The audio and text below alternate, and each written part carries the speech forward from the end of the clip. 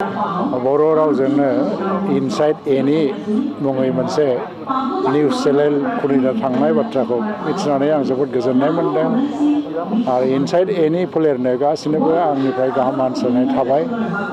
आजिखालि आथिखाल बे मुगाया जे फोसावनायनि मुगा आरो खौरां बिजोङा मोनसे समाजखौ गोख्रों खालामनाय आरो हादोरनि गणतन्त्रखौ गोख्रों खालामनाय आरो सांग्रांथि लाबोनाय आरो गाव गावनि साफ्रोमबो मानसिनि इयुन जिउनखौ दानायाव जोबोद गोख्रों मोनसे बिफाव दङ आरो खौरां बिजोंनि गेजेरजोंनो जोङो जोंनि गासिबो मुलुगनि जाबाय थानाय बा जानो गोनां खौरांफोरखौ जों मोननो हायो।